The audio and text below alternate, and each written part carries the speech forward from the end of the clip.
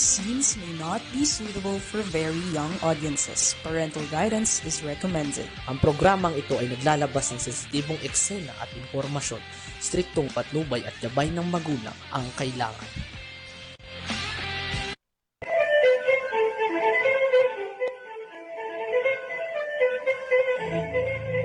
Babaeng migrante, may kakampi ka. Programang magtataguyod, kikilala at magbibigay halaga sa mga babae, ina, asawa, kapatid at anak na nakipagsapalaran sa ibayong dagat sa adhikaing mapabuti ang kalagayan ng kanilang mga mahal sa buhay. Babaeng migrante, may kakampi ka. Programang hatid ay makabuluhang pagsasadula, talakayan at informasyon. Handog sa inyo ng kapisanan ng mga kamag-anak ng migranteng manggagawang Pilipino. Babaeng migrante, may kakampi ka.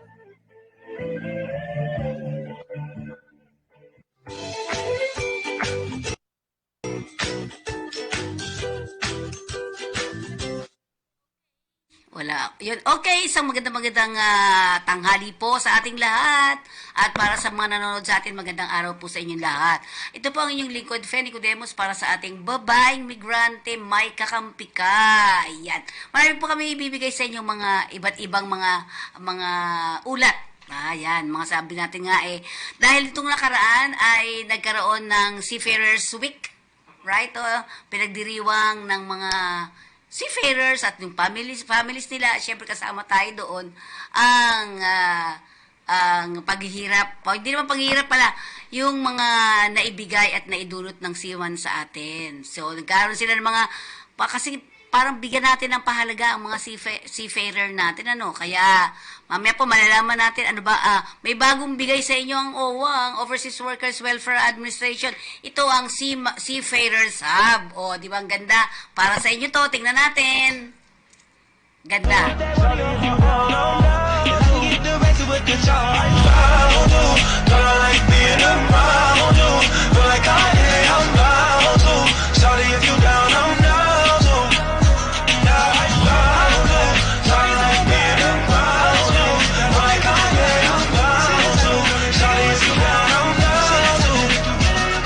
Pagkain po daw dyan ay libre. Dyan na tayo di ba? Dyan na tayo magstay.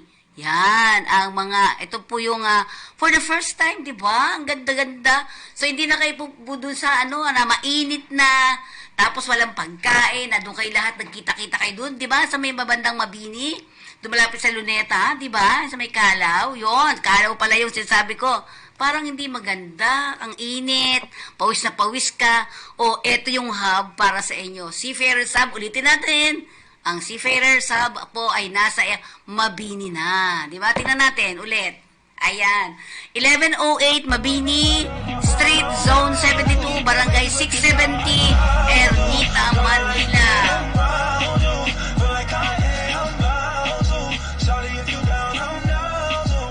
So, kakabukas lang po niyan. So, welcome, ha?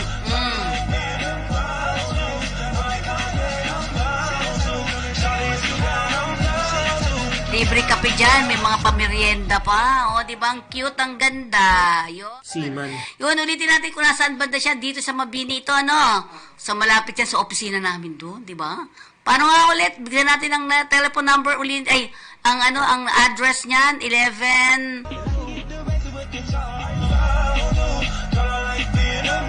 1108, yan, Mabini Street, Zone 72, Barangay 670, Ermita, Manila, 1108. Yan. Relax and enjoy. Yan sinasabi. Yan. So, meron na naman kayong bansa, tambayan ng mga seafarers. Paano kaya yung mga land-based? Sabagay ang land-based kasi hindi naman ganun Sabagay, meron po kayo sa OWA, meron din doon, pag pumasok kayo sa OWA, dito sa Mabini, sa may, hindi naman pala sa Mabini, dito po sa may Harrison Plaza, yan, Harrison Street, yan, dito po, ando na yung OWA natin, di ba? So, pasensya na, nagkamali ako, Harrison Plaza, wala na pala yung Harrison Plaza. So, dito, makita, pagpasok mo pa lang, may coffee ano na dyan. Parang maliit na, parang shop siya. Tapos may coffee doon, libre ang mga OFW na uminom ng kape. Diba? Yun. Okay. Sige. Tingnan natin. Ano ba buhay ng mga seafarers? Yan. Kung matatandaan po nyo, nakausap din natin nung nakaraan. Walang iba naman kung hindi si Miss Arian, di ba? Miss Arian ng SIFAM.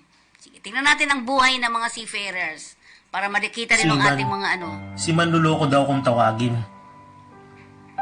Ganito ang katagang alam ng karamihan kapag alam nilang seaman. Pero, lingid sa kanilang kaalaman, ang realidad ng pagiging isang seaman, mainit, malamig, maalon, maingay, puyat, ilan lang yan sa mga nararanasan ng mga marino. Piniling lumayo para sa pamilya at para sa kanilang pangarap. Hindi ganoon kadali ang propesyong ito katulad ng mga OFW abroad. Halong saya, lungkot, takot at kaba ang iyong mararamdaman habang ikaw ay nasa malayo. Masaya dahil natutupad mo ang mga pangarap mo para sa iyong pamilya. Masaya dahil kahit papano may bibigay mo na ang pangangailangan ng iyong pamilya. Masaya dahil nakakapasyal ka sa iba't ibang lugar sa mundo. Pero ang hindi alam ng karamihan na sa likod ng masasayang mukha may lungkot na nakatago. Lungkot kasi malayo ka sa iyong pamilya. Lungkot dahil mamimiss mo mga mahal mo sa buhay. Lungkot dahil wala ka sa espesyal na araw na iyong mga anak tulad ng birthday at graduation day. Yung mapapatanaw ka na lang sa dagat at ibubulong sa hangin ang lahat ng lungkot na iyong nararamdaman. Bagamat ganun pa man, kailangan nating lumaban, kasama ang mga bagong kaibigan na para tayo damayan. Sayawan at kantahan, mga simpleng libangan para panandaliang makalimutan ang lungkot na nararamdaman. Simpleng kainan at kwentuhan para mapawi ang pagod na nararamdaman. Langit, lupa at dagat. Yan ang buhay ng isang seaman. Di ba? Napakahirap po ng mga OFW talaga. Di ba? Kaya't ang sinasabi nga natin, mahalin natin ang ating trabaho, mahalin natin ang ating mga seafarers, lalo na sa mga pamilya. Ano po? Nagpapakahirap siya. Sabi nga, langit, dagat, at doon lang sila. O, di ba? Hindi rin basta-basta makakalabas din doon eh. Walang lupa. Di ba? So, napakahirap po ng buhay seafarer o seaman. Di ba? Okay, next natin.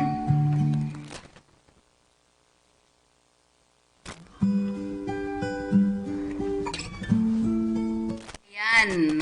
Tingnan po ninyo, ang Department of Migrant Workers ay bagong-bago ito pa sa ating paningin, di ba? Bago umalis si dating Pangulong Duterte, ay napirmahan niya ito. Kaya tayo ay may Department of Migrant Workers. Ang pinaka-main office po nito ay nasa Ortigas, Mandaluyong, Metro Manila. Paano nga pumunta doon? How to get there from Ortigas MRT Station? Tingnan natin. Para alam din ng ating mga kababayan. Diba? Ayan, ang kapitbahay pala nila, kaharap nila ang Robinson's Galleria. Tatawid ka dyan kasi mahirap din. Ang hirap ba din tumawid sa kasi wala naman tawiran sa baba. Diyan ka talaga pupunta. Kaya kailangan maganda kayo ng payong mainit. Ayan, hindi masyadong maganda din ang lalakaran mo kasi may pababa, may pataas. Ayun po dyan ang Department of Migrant Workers. Yan. Mahaba din, hindi siya pang ang tawag dito, hindi po siya pang senior. Ayan, ito na. Nakapasok na ba? Ayan, papasok na. Yun. 5, 4, 3, 2, 1, pasok. Ayun, ang pagka kayo galing sa bandang north, parang galing sa Taft, sabihin na natin, patap papunta dyan. Eh, dyan po kayo bababa sa may Robinson's Galleria. Yan. Tapos dadaan ka doon sa taas na yon. Tapos magtanong ka lang doon sa guard para hindi masyadong mahirap. Kasi lalabas ka doon at babagtasin mo yung kaninang pinapakita nila na parang bridge. Medyo mahaba din po ang lakad, kaya kailangan may payong ka kasi medyo mainit doon sa lugar. Yon. And then pagpasok mo na doon, pababa ka uli, papasok ka na naman sa kabila. Yun. Ganun po. Diba? So, ang susunod natin ay, ito po, pakinggan po ninyo to ang binigay sa atin ni RV. Top of mind natin dyan is yung #1 marching order ni Pangulo, which is yung protection of OFWs. Yun. Lalo na sa oras ng kanilang pangangailangan. At yan nga yung one of the core strengths ng Department of Migrant Workers and our attached agency, the OWA. Yung responding to distressed calls, needs ng OFWs natin, lalo na sa dalawang major international crisis na kinaharap ng daigdig in the last, 1.5 years, no? #1, yung Sudan crisis. And of course, yung mula October 7, yung state of war declared by the State of Israel against Hamas. And the consequent occurrences after October 7, which I can take Ito up. po ay interview kay Secretary Hans Leo Kaptak. And nearly 1,000 in the Israel-Hamas Lebanon situation. Ang Nandiyan pa si nabigyan ng whole of government services. dating Secretary, Unprecedented ang financial package of assistance natin na ibinigay. And that includes, dahil whole of government nga, inatasan ng Pangulo, nandyan na si Sec Ted Erbosa for the health interventions, physical and psychosocial health interventions. And then si Sec Rex Gatchalian, nandyan na yung livelihood and other forms of ayuda, crisis interventions ng DSWD. Si Sec Benny Laguesma for integration and DG Teng Mangudadato of TESDA for the training intervention. So, all told, consolidated ang emergency response. And of course, equally important, yung forces, or should I say services on the ground. So together with the DFA, Sec Ricky Manalo and his team and our migrant workers offices in 39 posts, nandun ang emergency interventions natin, OWA welfare officers. Yung action fund that had been disbursed, nearly 1 billion pesos disbursements ng action fund that had aided at least 52,000 workers in terms of legal and labor assistance. And around 10,000 others provided financial assistance. So yung first 1.5 years ng action fund implementation under the Marcos administration is in full swing. Yung ating pagkakaroon ng reintegration and repatriation interventions, kasama na yon sa buong package. So, naiuwi ng ligtas yung ating OFWs in crisis situations, carrying over to yung kanilang safe return to their respective homes and provinces and families. Sec, nabanggit nyo yung crisis situations, nabanggit nyo yung Sudan, yung Israel-Hamas conflict. So, siguro maganda to walk us through. Kapag may nangyayari pong ganyang conflict, ano po yung ginagawa, yung pagbuo po ng augmentation team? Ano po yung process na nangyayari? At sino po ang nangunguna kapag may ganyang In the case of Sudan, literally, our secretary then, Secretary Toots Ople, went to nung Egypt, nabubuhay pa si Secretary Toots Ople. Admin Arnel Ignacio also, together with the team at DFA, Ambassador Tago, and Sec Toots herself went to the Egypt-Sudan border. So formed the team, nagkaroon ng repatriation teams that went to the Egypt-Sudan border. Pagtawid ng Sudan to Egypt, nandun yung crisis intervention agad, food packs, and all other basic necessities ng mga tumatawid as we prepare them for the travel. In that case, 18 to 20-hour bus ride, land ride from southern Egypt all the way up to Cairo, kung saan from there linipad na sila to Manila.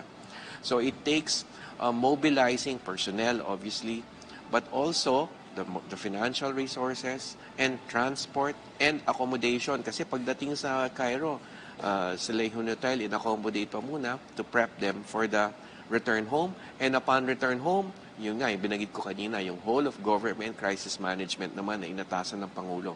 So ang sasalo naman dito, DMW, OWA, DOH, DSWD, TESDA, and DOLE. So ganap, no? This is a global operation that will bring the OFW all the way, as I said, to their respective families. So a lot of resources mobilized in the process. All right. We mentioned the Action Fund. Magkano po uli ito, Sec, at ano-ano po yung mga assistance na naibabahagi ninyo mula dito sa Action Fund na ito? Action Fund is a 2.8 billion peso fund for 2024. And as I mentioned, we've disbursed around 1 billion. And yung ating beneficiaries, let me restate. In terms of yung tinutulungan natin on the ground legally, in labor-related cases, mga 43,000. And in terms of those whom we had assisted in legal cases, meaning court cases, mga 9,400. So that adds up to around 54,000 in total.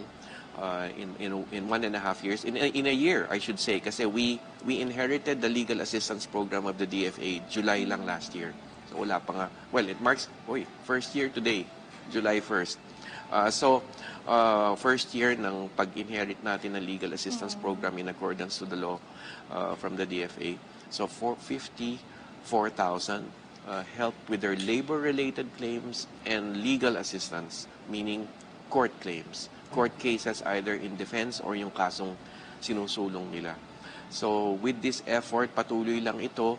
Kasama na dito yung mga may reklamo tungkol sa employers nila, naudlot ang employment, hindi binayaran ng akma ang sweldo, inabuso sa trabaho, kasama na rin dyan yung mga kinasuhan ng mga employers. Pagka nagkaso yung worker natin, minsan binebueltahan. Theft case, immigration-related case, o ano pa man. And of course, kasama rin dyan, as I mentioned, yung sinusulong ng mga workers natin, criminal cases where they are the complainants.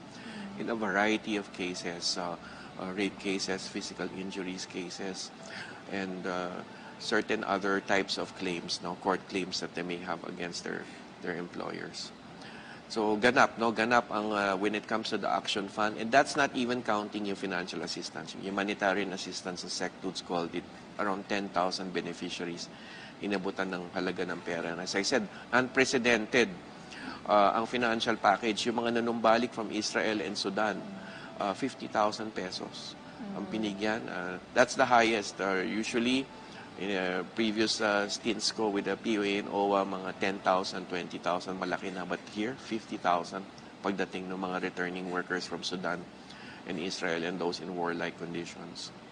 Sir, nabanggit nyo na of this 2.8 billion action fund, 1 billion na yung na-disperse. Yes. So, may direktiba ang Pangulo na to utilize or to maximize this fund. So, moving forward, paano pa po natin gagamitin itong nalalabing Yes, portion? we need to involve more people in terms of yung pagdidistribute ng funds.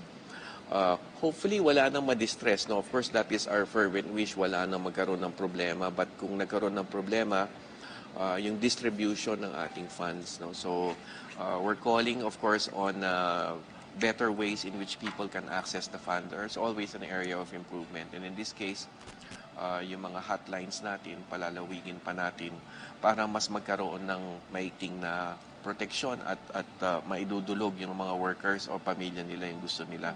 Yung One Repatriation Command Center, I need to mention, ang average, since it was instituted during the time of Secretary Toots Ople, average number of repatriations natin out of the center is around 900 a month. Meaning 900 OFW families are reunited every month through the One Repatriation Command Center, which consolidates our repatriation services, whether it's OWA, overseas, or DMW. Pinagbuklod lahat yon. Because repatriation, we find, is the most common complaint or dinudulog na mga nag-iiyakang pamilya sa offices namin. Meron daw tumawag sa kanilang kamag-anak at gusto nang umuwi. hindi maganda yung katayuan in terms of halimbawa yung pagkain o yung sweldo, hindi nabigay ng tama. So we help them, we process their claims on site, and then we help them come home. Of course, if there is a case that needs to be filed on site, then we do so as well. We facilitate, as I said, 9,400 legal cases handled by our posts all around the world. We have lawyers whom we have hired for the purpose. All right.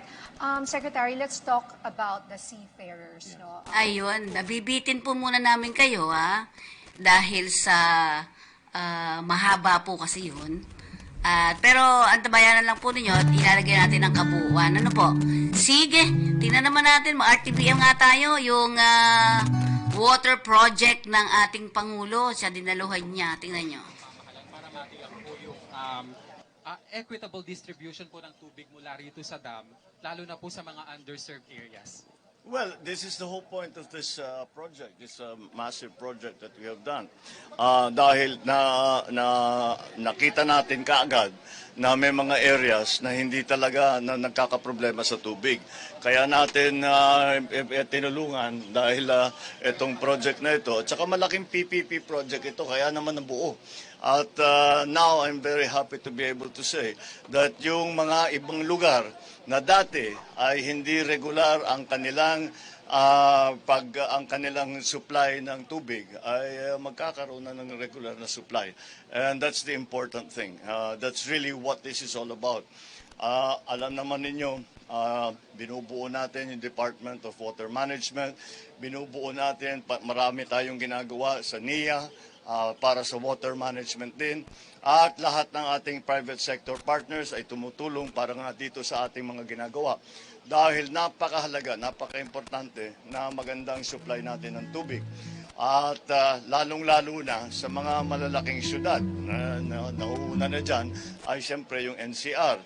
Ngunit kailangan pa rin natin tignan ang mga iba't ibang highly urbanized areas. Dahil meron din silang problema sa tubig at kailangan natin tugunan yung problema na yan. So this is a very, very good beginning. I hope it inspires other PPP projects that will bring a good supply of water, affordable supply of water, a good supply of clean water to what were previously underserved areas. Yon, maganda. Sana nga ituloy-tuloy yan. Of course, tingnan natin, meron kasi binanggit dito kanina, yung Loss and Damage Fund. Ano ba yan? Saan ba galing yan? Tingnan natin, pakinggan natin. Give us an idea of a preview of your upcoming third SONA. Highlights, how long it would take, and sir, yung attire. Yung attire. Yung ano yun? Yung pinag-usapan pala dito yung tungkol sa sa SONA ng Pangulo. Mali ako. SONA ng Pangulo, okay? Ano yung mga naging progress dun sa ating mga ginagawa? Yung ating mga binigkas nung mga unang SONA ay i-report ko. Kasi ang SONA report sa bayan yan eh. So, i-report ko kung talaga bang yung mga sinimula natin ay tuloy-tuloy at maganda pa rin ang progress at kung gaano pa katagal bago matapos yung mga malalaking project na yan. At titignan din natin, siyempre, we will also report on the state of the nation in the sense that what are the lives of our people, how are they doing? Kung ano, the economy, how is it doing? Criminality, how are we doing on that? How are we doing and the other problems, social problems that we are facing, such as drugs, such as the different threats that have been coming to us. Marami tayong mga issue na kailangan pag-usapan. Kaya i-report talaga sa bayan yan. And yun lamang, sa totoo lang, ang pinaka-problema namin ay paano namin ipagkakasa lahat doon sa isang SONA na mga isang oras na salita. Kaya ang ginawa namin ay meron kaming ginawang brief, ganun kakapal, which is a report to the nation which goes into the detail. The detail that I cannot go into during the SONA dahil masyadong mahaba. Kaya we will provide that to, of course, the media and to all our other partners both private sector, both in the public sector, pati sa mga eskwela, lahat, para malaman ng tao kung ano yung ginagawa natin at kung yung mga pangako na ating sinabi, kung talaga nating tinutupad. And that's basically what the SONA is going to look like. Next question. Okay. Next question. Ito na yung sinasabi ko kasi nakita ko kasing damage yung funds eh. Ano naman po ang katanungan dito? Ano ba yung loss and damage fund? Tingnan natin ano yung loss and damage fund. Sir, para po sa isang ordinaryong Pilipino, ano po ang significance nito? Okay, tama. Good question. Mahalaga ito dahil yung loss and damage fund, yan ang pondo na binibigay ng mga developed countries, mga mayayaman na bansa. Yan ang kanilang pondo na ibibigay para ayusin yung mga naging problema sa environment dahil nga sa industrialization na ginawa nila. At sinasabi nila may damage, may loss ang mga developing countries dahil sa industrialization ng mga mayayaman na bansa. Ngayon, nag-agree ang mga developed countries, kung tawagin, nag-agree ang developed countries na magbubuo sila ng pondo para mabigyan ang developing countries naman ng tulong. Dahil itong climate change na nangyari na ito ay dahil sa industrialization. At kaya naman ang sinasabi natin, ang mga, halimbawa, gawin na lang natin halimbawa yung Pilipinas. Ang Pilipinas ay wala namang kinalaman sa climate change. Wala tayong ginagawa, wala tayong linalagay sa environment na sumira at nagkaroon ng global warming, nagkaroon ng mga El Nino na ganito, mga bagyo na ganito. Wala naman tayong kinalaman dyan. Kaya naman dapat suportahan tayo ng mga developed countries. Ang magdedesisyon kung saan ilalagay yung pondo na yan ay nasa Loss and Damage Fund Board. Ngayon, ang Loss and Damage Fund Board ay mag-host ay ang Pilipinas. Kaya naman, magiging malaki ang ating impluensya para lahat ng ating pangangailangan, lahat ng ating pananaw tungkol dito sa subject matter na ito, ay maaari nating sabihin at maaari magka-influence tayo. Sasabihin natin, hindi nyo naisip ito o ang kailangan nyo na gawin ay ganito.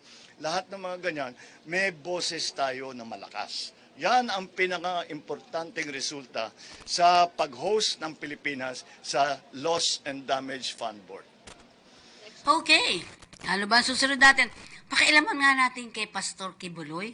Nasaan na ba si Pastor Sir, kagabi Kibuloy po, ngayon? meron kayong announcement that the Philippines will host the Yes. Loss and Oh, Damage very Fund. good news yan. Sir, para po sa isang ordinaryong Pilipino, ano po ang significance nito? Okay, tama. Good question. Mahalaga ito dahil yung Loss and Damage Fund Yan, tingnan natin. Nako, nagkamali yun.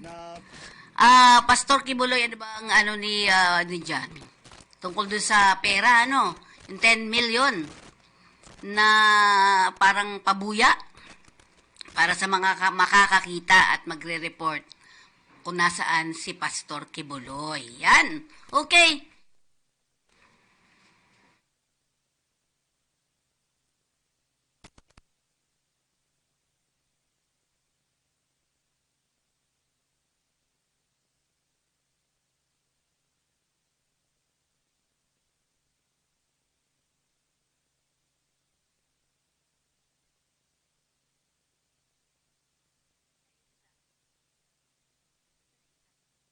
Good morning, Mr. President. Sir, the camp of Pastor Apollo Kibuloy, question po yung motives ng mga private individuals na nag-offer po ng reward, 10 million reward for his arrest. Bakit daw po tumanggap ang government ng donation from the private sources? Bakit hindi? Ba't hindi government? Bakit hindi? They want to help us bring a fugitive to justice. You know, he is a fugitive. He is hiding from the law. Now, if there are private citizens who want to assist the government in that effort to bring him to justice, I do not see what is any. So he can question their motives as much as they want, but magpakita siya. I question his motives. Let me question his motives. Bakit lagi kaming kine-question? Sinusundan lang namin ang batas. Sundin din niya ang batas. Yun lang. Okay, ayan, sundin ang batas. Kung ano yung batas, siya yung batas, no? Bakit hindi pwedeng mag-donate yung iba? O, di ba? Pwede naman pala eh, di ba? Okay, makichismis muna tayo kay Bimbi. Visit First Lady. Bimbi and yaka yung isa, no? Binisita kayang tita. So, a lot of people were surprised when Bimbi and Joshua Aquino visited the First Lady yesterday. Can you tell us more about the nature of the visit and the relations between the Marcos and Aquino families post-EDSA? Well, maliwanag naman yung the last part of we until the presidency of Noynoy, we were on other sides of the political aisle. The reason na pinuntahan nila si First Lady ay simple lamang. Nangailangan I think it was Chris Aquino who needed some assistance for something. What the reports did not say is that Lisa is their aunt. Dahil ang kanyang auntie ay napangasawa si Don Pepe na the eldest brother of Cory. So they are related. Kaya't hindi naman nakakapagtaka. Kilalang-kilala niya yung mga pamangkin niya very well. So they came at nagbiyahe sila, bumalik, may dalang pasalubong. Yun lang naman, dinala nila yung pasalubong kay First Lady. Sir, follow up, ano po yung assistance na hinihingi ni Chris Aquino from the Marcos administration? Wala nang, it's just, I think it was just to help them for their travel, for their travel arrangements. So tumulong si First Lady at yun lang, sabi na magpapasalamat sila. And so I think it was a very fine gesture on the part of the Aquino family. I think it was it sort of, I suppose, put a little more how do you say, personal, a human interaction between our families. So, well, we have always been okay. We just don't agree politically. Thank you. Okay? Thank you. Diba? Sa lahat naman ganun diba? Politically, di sila nagkakasundo doon. Pero the rest, magkaibigan pa rin, magkamag-anak pa rin. Yon. At syempre, magpalala muna tayo mula sa ating impilan at tayo po ay magtatapos na dito sa ating babae migrante, may kakampi ka. Hello, kabayan. Ako po si Mafe. Mag-a-abroad ka ba? Handa ka na ba? Ito ang mga bilin sa inyo ni Pidos. Isa-isip ang gusto mong makamit sa iyong pagtatrabaho sa ibang bansa. Ito rin ang susi ng iyong tagumpay. Ihanda ang sarili, kabayan, sa trabaho nga harapin sa labas ng bansa. Tandaan mo, kabayan, ang iyong responsibilidad at karapatan. Ito ang gabay mo sa paggampan sa iyong tungkulin.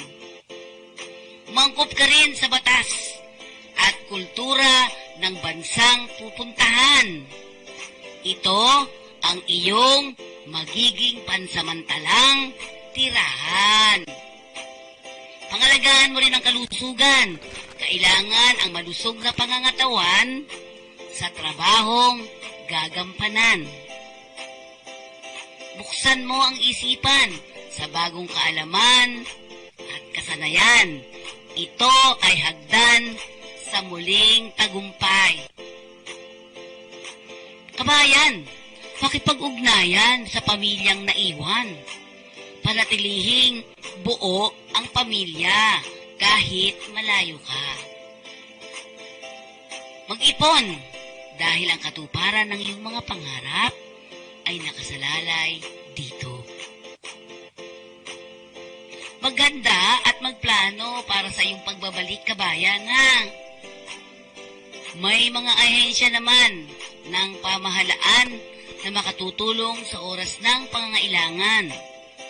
Huwag kang mag-atubiling sila ay lapitan. Salamat! Sana Sana may naintindihan kayo. Okay, ako rin po yung nagpapasalamat sa inyo. Maraming salamat sa panonood natin. Ito po yung lingkod Feni Codemos para sa ating babaeng migrante. May kakampi ka. Muli, isang oras na naman ang lumipas. Lagi nating tatandaan ang lahat ng problema ang kinakaharap. May kasagutan dito lang sa ating programa, Babae